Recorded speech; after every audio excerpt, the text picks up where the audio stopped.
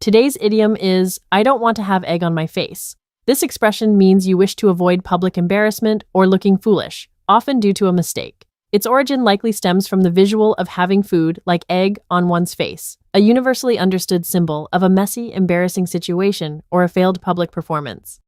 Our first example, if I promise to deliver by Friday and fail, I'll have egg on my face, shows the idiom highlights avoiding public shame from a failed commitment. The second, he didn't check the facts, so when his presentation was proven wrong, he definitely had egg on his face, illustrates embarrassment from being publicly exposed for inaccuracy. Lose face is a close synonym, implying loss of dignity or reputation, often public. Make a fool of oneself signifies acting foolishly, but can be self-inflicted, sometimes less about public error and more about personal silliness. Egg on my face specifically emphasizes public shame after a visible mistake. To recap, I don't want to have egg on my face means you want to avoid public humiliation or looking silly.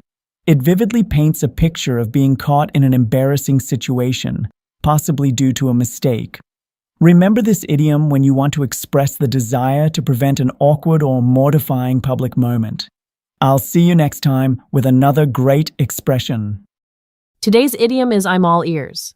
This vivid phrase means you are ready and eager to listen with full attention, completely focused on what someone is about to say. Imagine literally turning your entire being into an ear to catch every word. Its origin lies in descriptive figurative language that emerged in English around the late 19th century. It simply emphasizes the ear's primary role in hearing, metaphorically extending this to signify a state of complete readiness to absorb information. It's a simple yet powerful way to convey keen interest and an open mind. Let's look at how we can use I'm all ears in everyday conversations. For our first example, I can tell you all about my trip. Are you ready? Yes, I'm all ears. Here, the speaker is enthusiastically showing their friend they're completely prepared to hear every detail of the trip. Now, consider a slightly different context. Whenever my grandmother shares stories from her youth, I'm all ears, hanging on to every word. This example illustrates a deeper, more sustained form of attention. Both scenarios beautifully capture the essence of being fully present and engaged, whether it's for exciting news or cherished memories. It's a versatile phrase for showing genuine interest. While I'm all ears conveys eager attention, there are other expressions to consider. Pay attention is a more direct, sometimes imperative way to ask or tell someone to focus. You might say, please pay attention to the instructions. Listen closely also implies focused listening, but perhaps with the expectation that details might be missed if not careful. Listen closely to the weather report. I am all ears, however, uniquely emphasizes a personal readiness and enthusiasm to listen, making it ideal when you want to show eagerness and genuine interest in what another person has to say rather than just basic compliance. To recap, I am all ears is a wonderful idiom for expressing that you are fully prepared and eager to listen. It conjures the image of someone giving their complete attention, as if their whole being is transformed into an ear. This descriptive phrase, gaining popularity in the late 19th century, remains a powerful way to communicate genuine interest and an open mind. So, the next time someone has something important or exciting to share, don't just say, okay, tell them I'm all ears, and show them you truly care about what they have to say. I'll see you next time with another great expression. Today's idiom is I'm at a crossroads. This expression means you're at a critical point requiring an important decision, often one significantly impacting your future. Its origin is straightforward. A crossroads is where roads meet. Historically, these junctions represented a choice of direction, evolving into a metaphor for life's pivotal choices. Let's see how we use this idiom. First, after graduating, Sarah felt she was at a crossroads, unsure whether to pursue further education or start her career. Sarah faces a significant personal decision about her future. Second, the company is at a crossroads, needing to decide if it will invest in new technology or stick with its traditional methods. This shows organizations also face critical choices determining their direction. Both examples highlight crucial decisions. You might hear at a turning point or at a critical juncture. While at a turning point is similar, at a crossroads emphasizes the active decision required between distinct paths. At a critical juncture highlights the importance of the moment. Use at a crossroads when facing a clear, weighty choice. In summary, I am at a crossroads means you are at a crucial point needing a significant decision, like choosing a path at an intersection. This idiom conveys the weight of pivotal moments. Use it confidently when facing a major choice. I'll see you next time with another great expression. Today's idiom is I'm an open book. It means someone is very easy to understand because they openly share thoughts and feelings. Imagine a book with no secrets. The origin comes from 19th century literature, comparing a person's life or character to a readable text that anyone can access and comprehend. For example, you'll never have to guess what Sarah is thinking. She's an open book means Sarah is transparent and easy to understand. Also, as a politician, I believe it's essential to be an open book with the public about my policies, shows how honesty and full disclosure are valued. Both demonstrate being clear and having no hidden motives. Two similar expressions are, wear your heart on your sleeve and transparent. Wear your heart on your sleeve focuses on openly showing emotions. Transparent generally means clear and honest. I am an open book implies a conscious choice to fully reveal oneself, making it easy for others to understand your true nature. In summary, I am an open book means you are easy to understand because you freely share your thoughts. Rooted in comparing a person to a readable text, use this idiom to convey your complete honesty and transparency, inviting others to truly know you without pretense. I'll see you next time with another great expression. Today's idiom is, there was a little bit of a kerfuffle. This phrase describes a small temporary disturbance or commotion. The word kerfuffle comes from 19th century Scottish and Irish English, likely from words meaning to mess up or signify disorder. It perfectly captures a moment of minor upheaval. These examples show how a little bit of a kerfuffle describes different minor disturbances. The dog incident caused lighthearted chaos, while the deadline disagreement refers to a small argument. Both indicate a temporary, not too serious disruption. The phrase suggests something noticeable but not a major crisis. While a minor fuss and a slight commotion are similar, kerfuffle often implies a more energetic, slightly chaotic, yet still small event. Fuss can suggest complaining, while commotion focuses more on noise.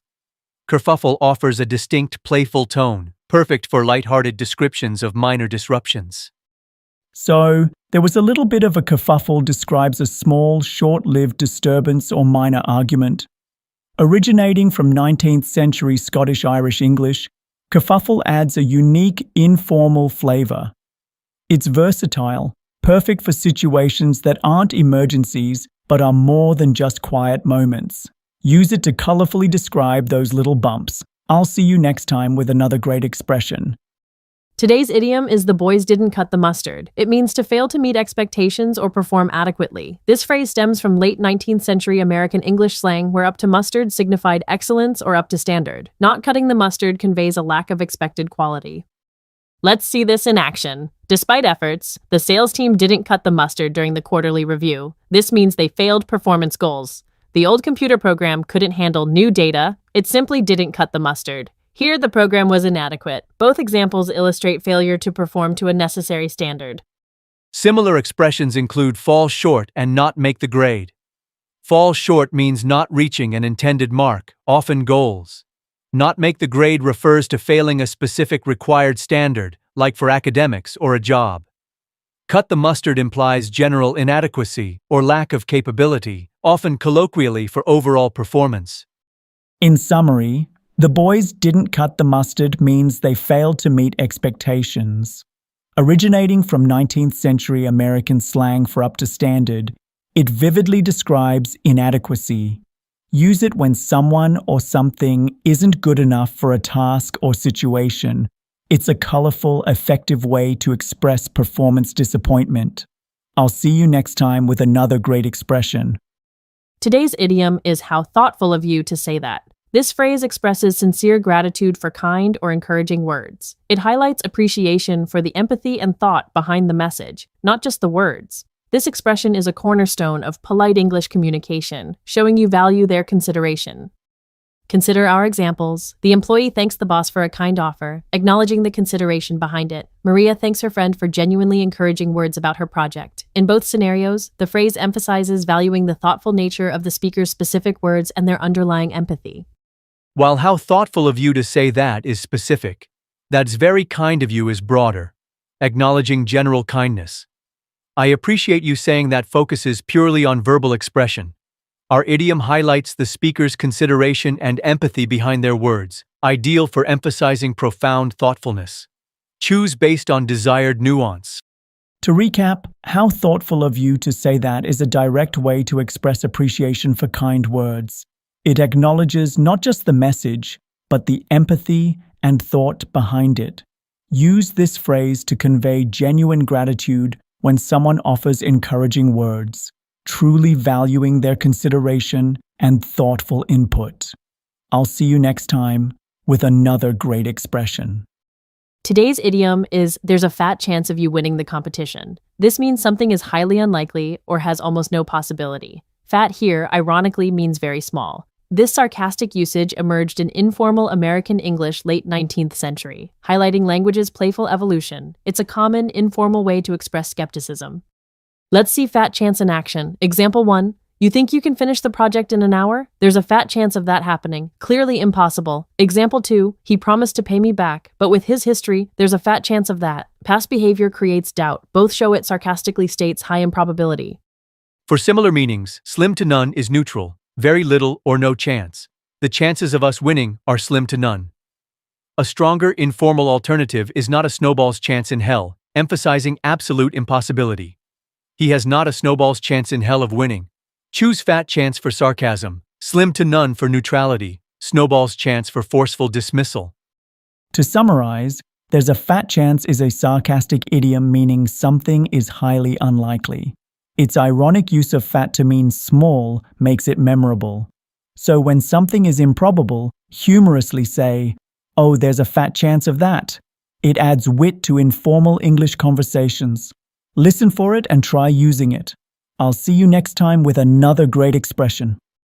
Today's idiom is, he finally got the message. This phrase means someone has at last understood an implied or indirect communication, often after some delay. It signifies a moment of realization. Its origin derives from the straightforward act of literally receiving and comprehending a message.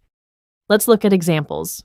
First, Sarah kept giving subtle hints, and Mark finally got the message and suggested they go home. Mark understood Sarah's nonverbal cues. Second, the manager explained the new policy 3 times before John finally got the message about the stricter deadlines. John struggled but eventually grasped the new requirements. Both show finally understanding an unspoken or difficult communication. Similar phrases include take a hint or get the picture. Take a hint means understanding an indirect suggestion, often to stop. Get the picture means understanding the full situation. Get the message focuses on an underlying point. Get the picture is broader, for overall context. In summary, he finally got the message means someone has understood an implied communication, often after delay. Rooted in literal message comprehension, it covers subtle hints. This idiom is perfect for describing moments of realization. Use it when someone finally grasps a point you've been trying to convey. I'll see you next time with another great expression.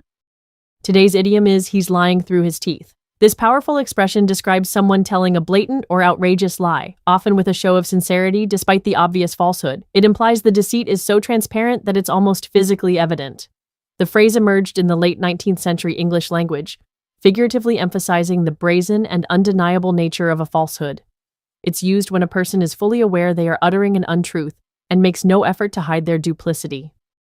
Let's look at some examples of lying through his teeth in action. Imagine a scene. He swore he hadn't touched the cookies, but crumbs were all over his face. He was lying through his teeth. Here, the physical evidence clearly contradicts his words, making his lie incredibly obvious and brazen. In another context, consider this. Despite the evidence, the politician claimed ignorance. Everyone knew he was lying through his teeth. This shows how the idiom applies to situations where a lie is not just false, but also transparently so, even when the speaker maintains a facade of truthfulness. The phrase perfectly captures the listener's disbelief and the speaker's bold dishonesty.